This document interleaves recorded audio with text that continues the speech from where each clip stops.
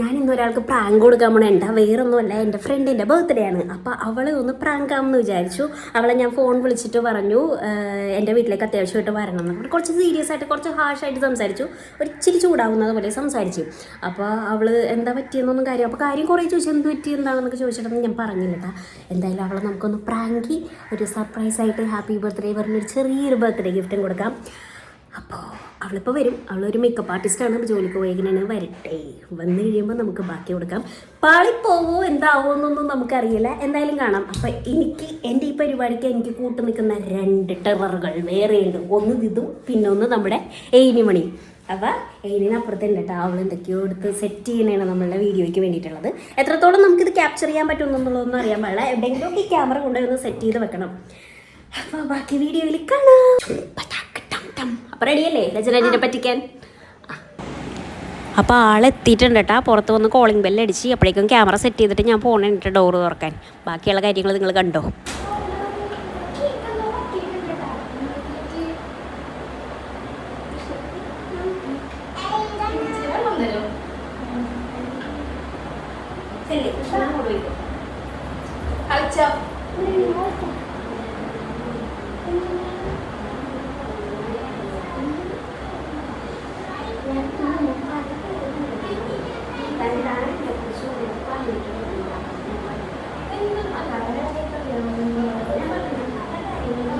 അപ്പം ഞാൻ അവളെ ഫോണിൽ വിളിച്ചിട്ട് പറഞ്ഞു എനിക്കൊരു കാര്യം അത്യാവശ്യമായിട്ട് സംസാരിക്കാനുണ്ട്, വീട്ടിലേക്ക് വരണം എന്നുള്ളത് മാത്രമാണ് പറഞ്ഞത്. വേറെ എന്താ കാര്യം ടോപ്പിക് എന്താണെന്നൊന്നും പറഞ്ഞിട്ടുണ്ടായില്ല. അപ്പോൾ വന്ന് കയറിയ ഉടനെ അവൾ ചോദിച്ചു എന്താ കാര്യമാണോ എന്ന് ചോദിച്ചു. അപ്പം ഞാൻ പറഞ്ഞു ഞാൻ പുറത്തുനിന്ന് ഒരു കാര്യം അറിഞ്ഞു, താൻ എന്നെക്കുറിച്ച് പുറത്ത് മോശമായിട്ട് എന്തോ കാര്യം പറഞ്ഞിട്ടുണ്ട്, അത് ഞാൻ പുറത്തുനിന്ന് അറിഞ്ഞു. അപ്പോൾ എന്താ കാര്യം എന്നുള്ളത് എനിക്കറിയണം, എന്തെങ്കിലും കാര്യം ഉണ്ടെങ്കിൽ അത് എൻ്റെ അടുത്ത് നേരിട്ടല്ലേ പറയണ്ടേന്ന് പറഞ്ഞിട്ട് ഞാൻ അവളുടെ അടുത്ത് ഇങ്ങനെ സംസാരിക്കുന്നതാണ് കാര്യങ്ങൾ. അപ്പോൾ അവൾ എന്താ കാര്യം എന്നുള്ളത് വിചാരിച്ചിട്ട് അവൾ അന്തം വിട്ട് നിൽക്കണ ആ ഒരു സീനാണ് ഇപ്പോൾ നിങ്ങൾ കണ്ടുകൊണ്ടിരിക്കുന്നത്. എനിക്കാണെങ്കിൽ ആ സമയത്ത് എവിടെ നിന്നില്ലാത്ത ചിരി തന്നെയായിരുന്നു. അവളുടെ ഫേസിലേക്ക് നോക്കുമ്പോൾ എനിക്ക് ചിരി വന്നിട്ട് വയ്യായിരുന്നു. നമ്മളത് എന്താ നമ്മൾ പറ്റിച്ചുകൊണ്ടിരിക്കണേണ് എന്നുള്ള ഒരു ഉള്ളറിവ് നമുക്കറിയാതെ കാരണം ചിരി വന്നിട്ട് ഒരു രക്ഷ ഉണ്ടായില്ല. ഞാൻ ഇടക്കിടക്ക് മുഖം പൊത്തുന്നുണ്ട്, അറിയാണ്ടാണെങ്കിലും മുഖത്ത് ചിരി വന്നു.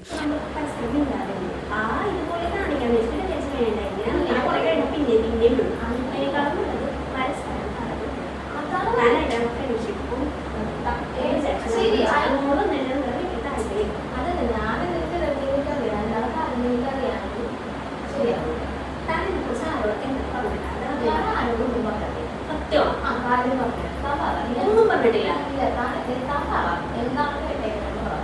കാര്യം ഞാൻ പറയാം.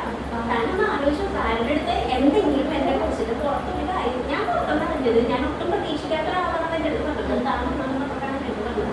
എനിക്ക് സത്യത്തിൽ മുഖത്തൊരൊറ്റ ഡീറ്റിയ പോലെ പക്ഷെ താനെന്നെ പുറകിൽ നിന്ന് കുട്ടിയെന്ന് വീഴുന്നു.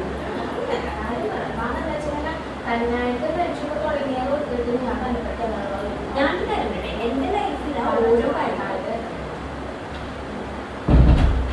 എൻ്റെ ലൈഫിലെ ഓരോ കാര്യങ്ങളും ഞാൻ തന്നെ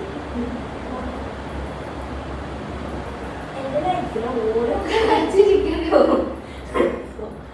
ഇപ്പൊ താഴെ കേൾക്കുകയും ചെയ്യും. എൻ്റെ ലൈഫിലെ ഓരോ കാര്യങ്ങളും ഞാൻ തന്നെ എടുത്ത് പറഞ്ഞിട്ടുള്ളതാണ്. എല്ലാ കാര്യവും വള്ളി പുള്ളി തെറ്റാണ്ട് സകല വിശേഷം പറഞ്ഞിട്ടുണ്ട്. താൻ എൻ്റെ അടുത്ത് എന്താ പറഞ്ഞത്? താൻ എൻ്റെ അടുത്ത് എത്ര കാര്യങ്ങൾ താൻ എൻ്റെ അടുത്ത് വിളിച്ചു വെച്ചിട്ടുണ്ട്. അതാണ് ഞാൻ പറഞ്ഞ ഓരോ കാര്യങ്ങൾ ഞാൻ ഇന്ന് അറിഞ്ഞപ്പോഴുള്ള കാര്യങ്ങൾ ഞാൻ ചോദിക്കണം. എന്തൊക്കെ കാര്യങ്ങളോട് ഞാൻ എൻ്റെ ലൈഫിലെ സകല കാര്യം തന്നെ എടുത്ത് പറഞ്ഞിട്ടുള്ളതാണ്. പിന്നെ എന്തുകൊണ്ട് താൻ എന്നോട് വിളിച്ചിരിക്കും? താനാലോചിച്ചപ്പോൾ താൻ എൻ്റെ അടുത്ത് ഷെയർ ചെയ്യാത്തത് അല്ലെങ്കിൽ എന്നെ കുറിച്ച് പുറത്തൊരാളോട് പറഞ്ഞേക്കണത് എന്താണെന്നൊന്നും താൻ ആലോചിച്ചോക്കെ. താൻ ചെയ്ത കാര്യമില്ല, തനിക്കറിയാൻ പറ്റൂല. സത്യം പറഞ്ഞല്ലോ ഒറ്റടി തരാൻ അടിച്ചു. താൻ ആലോചിച്ച് നോക്കണു.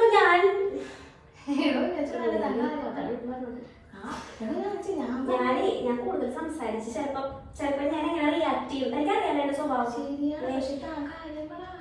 ഞാൻ പറഞ്ഞ എങ്ങനെയെങ്കിലും ഒത്തുതീർപ്പാക്കാനാണ് ഞാൻ വിളിച്ചത്. പക്ഷെ എനിക്കത് എടുത്ത് പറയാൻ പറ്റണില്ല. എനിക്ക് അതാണ്. താൻ എന്തെങ്കിലും ആ ഒരു ഇതിൽ എന്റെ അടുത്ത് നേരിട്ട് പറഞ്ഞെങ്കിൽ എനിക്കത് ഒരു പ്രശ്നമില്ലായിരുന്നു. താൻ എന്തൊക്കെ കാര്യങ്ങൾ എന്റെ അടുത്ത് പറയാറുണ്ട്. നമ്മളിപ്പോ ലാസ്റ്റ് വഴക്കിട്ടപ്പോ എനിക്ക് ഇങ്ങനെ പ്രശ്നമാകുമ്പോൾ ഞാൻ പറഞ്ഞിട്ടുണ്ട് തനിക്ക് എന്തെങ്കിലും ഉണ്ടെങ്കിൽ നേരിട്ട് എന്റെ മുഖത്ത് നോക്കി ചോദിക്കാനാണോ. അല്ലാണ്ട് ഉണ്ടായിരുന്നോളെ പറഞ്ഞിട്ടില്ലേ? അതുകൊണ്ടാണ് നേരിട്ട് ചോദിച്ചത്.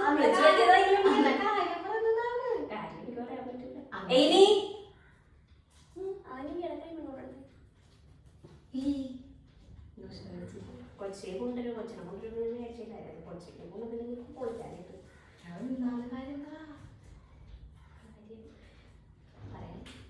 അതല്ലാതെ ഞങ്ങളൊക്കെ പോകില്ല.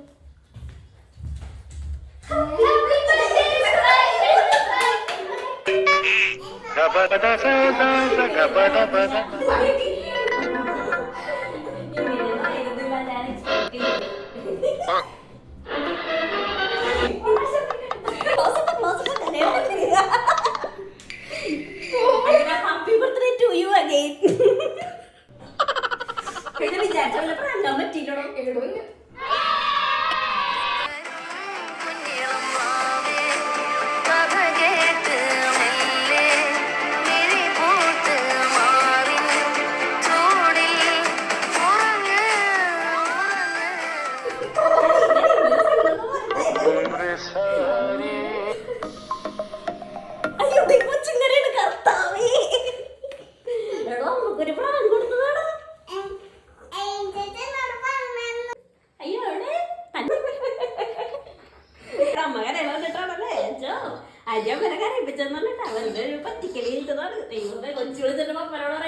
എന്റെ അമ്മേനെ കരയിപ്പിച്ചത് ആന്റിന്ന് അത് നമ്മള് ഇങ്ങനെ തന്നെ തന്നെ ആ കറക്റ്റ് ടൈമിൽ നമ്മളുടെ കറണ്ട് പോയി സഹകരിച്ചു. KSEBക്കാരെ കൊണ്ട് അങ്ങനെ ഒരു ഗുണമുണ്ടായി. നല്ല ടൈമിംഗ് ആയിരുന്നു. എന്തായാലും നമ്മൾ ആ ഗിഫ്റ്റ് കൊടുക്കുന്ന സമയത്ത് നമ്മളെ പ്രാങ്ക് ആണ് എന്ന് അവളുടെ അടുത്ത് അത് പറഞ്ഞ സമയത്തായി പോയി കറണ്ട് പോയത്. എന്തായാലും അവൾക്ക് ഭയങ്കര സന്തോഷമായിട്ടാണ്. അത് കാരണം നമ്മളുടെ ആ ഒരു വീഡിയോ പിന്നീട് അങ്ങോട്ട് ഇരുട്ടായിപ്പോയി. പിന്നെ അപ്പോഴത്തേക്കും അത് വാതിൽ തുറന്നാൽ മതിയായിരുന്നു. പക്ഷേ അപ്പോഴത്തെ ആ ഒരു സന്തോഷത്തിൻ്റെ ബഹളത്തിൻ്റെ ഇടയിൽ വാതിൽ തുറക്കണ കാര്യമൊക്കെ മറന്നുപോയിട്ടാണ്. പിന്നെ അവൾ കരയണത് കണ്ടപ്പോൾ അവളുടെ കൊച്ചിന് ചെറിയൊരു വിഷമം തോന്നി. അവളുടെ മുഖമൊക്കെ മാറി, കൊച്ചിൻ്റെ മുഖമൊക്കെ മാറിയായിരുന്നു. പിന്നെ ഞാനൊന്നെടുത്ത് സമാധാനിപ്പിച്ച് ഒക്കെ ആക്കി.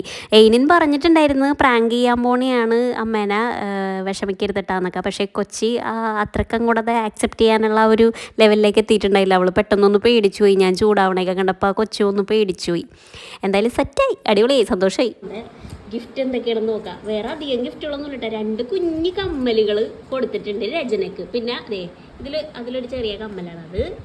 പിന്നെ അതെ, ഇത് 2 കമ്മലുകളാണ് നമ്മൾ കൊടുത്തത്.